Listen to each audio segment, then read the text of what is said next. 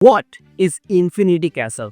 भाई मेरे से इतने लोगों ने ये पूछा कि भाई इन्फिनिटी कैसल है क्या, कि इतने बड़े एनिमे ने मींस डीमन स्लेयर्स ने पूरे की पूरे अपने मेन सीरीज मींस जो आखिरी की एंडिंग सीरीज है उसे demon slayer infinity castle arc रख दिया। तो आज हम जानेंगे इस वीडियो में कि एक्चुअल में इन्फिनिटी कैसल है क्या, मींस स्टोरी नहीं बल्कि एक्चुअल में इन्फिनिटी कैसल है क्या, और उसकी जो क्रिएटर है उसकी भी बैक स्टोरी को जानेंगे और जानेंगे कि इन्फिनिटी कैसल क्यों रखा गया इस पूरे मूवी का नाम और उसकी इम्पोर्टेंस क्या थी। तो बिना देर किए वीडियो को शुरू करते हैं।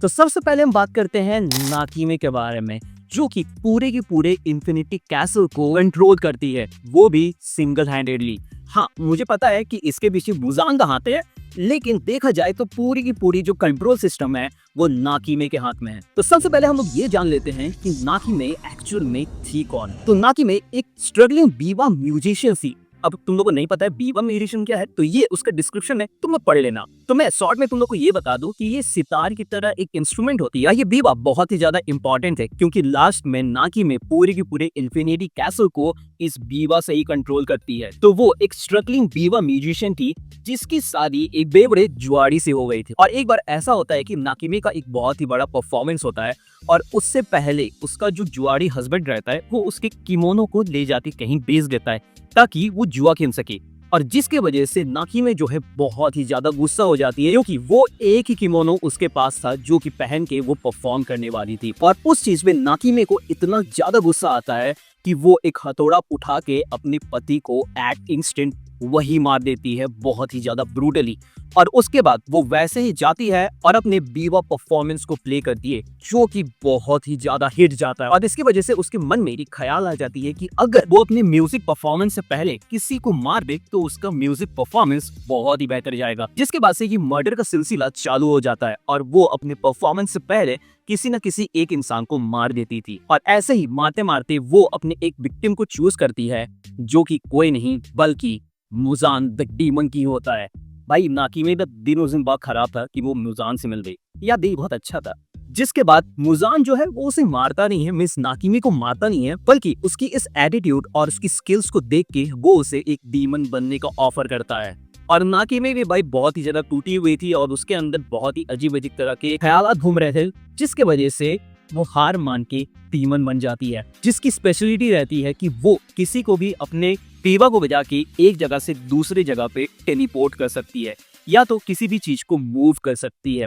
और वही वो इंसान रहती है जिसने पूरे की पूरे इन्फिनिटी कैसल को बनाया था अपने बीवा और अपने मैजिक से। मींस अगर डीमन स्लेयर के वर्ड्स में बोलूं तो वो उसका डीमन आर्ट था।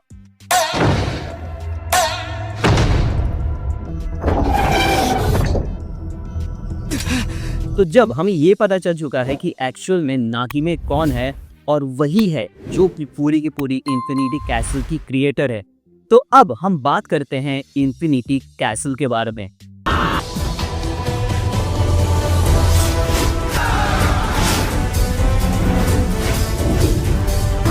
तो इन्फिनिटी कैसल आर्क एक पॉकेट डायमेंशन है जिसमें हम ट्रेडिशनल जापानीज आर्किटेक्चर को देखते हैं। इसमें जितने भी उसके दीवार है, जितने भी उसके फ्लोर्स है, वो एक जगह पे कभी भी स्थिर नहीं रहते हैं। वो हर समय एक जगह से दूसरी जगह मूव करते रहते हैं। और सबसे बड़ी बात ये है कि यहाँ ग्रेविटी बिल्कुल भी काम नहीं करती है। मींस यह नाकीमे जैसे चाहे उस ग्रेविटी को अपने हिसाब से कंट्रोल कर सकती है। और यही चीज है कि अगर कोई भी डीमन स्लेयर इन्फिनिटी कैसल में चला जाता है तो उसे फाइट करने में बहुत ही ज्यादा दिक्कत आती है क्योंकि वहाँ ग्रेविटी का बहुत ही ताबड़तोड़ मैनिपुलेशन होता है और वहाँ जितने भी स्ट्रक्चर्स हैं वो एक जगह से दूसरी जगह मूव करते रहते हैं, जिसके वजह से डीमन स्लेयर्स को बहुत ही ज्यादा दिक्कत होती है, यहाँ तक कि खड़े होने में भी। और अब बात आती है कि डीमन स्लेयर्स की जो लास्ट मूवीज आने वाली है उसका नाम इन्फिनिटी कैसल आर्क क्यों रखा गया। देखो सबसे बड़ी बात यह है कि हासिरा ट्रेनिंग आर्क के हम लोगों ने लास्ट सीजन में देखा कि मुजान सबके सामने आता है और वो सबको नेगी इन्फिनिटी कैसल आर्क के अंदर चला जाता है।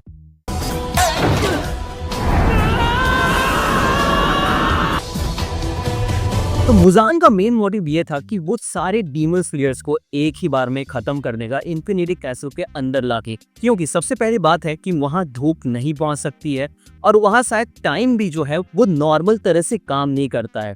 और डीमन स्लेयर्स जो है वो एक तरह से इंसान ही है और उनके लिए ग्रेविटी बहुत ही ज़्यादा इंपॉर्टेंस रखती है, जिसकी वजह से उनकी स्टेबिलिटी जो है वो खराब हो जाएगी और वो अपने पूरे कंसंट्रेशन के साथ लड़ नहीं पाएंगे। The plan? You're the only one going to hell! और सबसे बड़ी बात तो ये है, यहाँ पे नाकीमे का पूरा ब्लड डीमन आर्ट फैला हुआ है, जिसके वजह से वो जब भी चाहे अपने मर्जी से वहाँ की वॉल्स को, सीलिंग्स को, फ्लोर्स को कहीं भी हटा सकती है। तो भाई अगर डीमन स्लेयर्स सही तरह से खड़े ही नहीं हो पाएंगे, खुद को ही नहीं संभाल पाएंगे, तो वो मुजान से क्या गड्ढा लड़ पाएंगे। इसके वजह से मुजान का ये पूरा प्लान रहता है कि भाई सबको अंदर बुलाओ, सारे डीमंस को अंदर बुलाओ, एक साथ सबको लपेटो और बात खत्म करो। और यही मेन कारण था जिसकी वजह से इस पूरे सीजन को इन्फिनिटी कैसल आर्क के नाम से जाना गया है, क्योंकि इसमें इन्फिनिटी कैसल का बहुत ही बड़ा रोल है।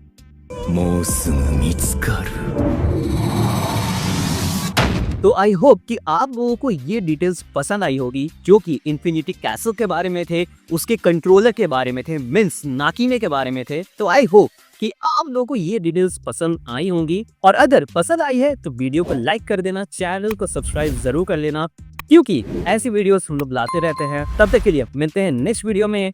Take care, bye bye and be safe.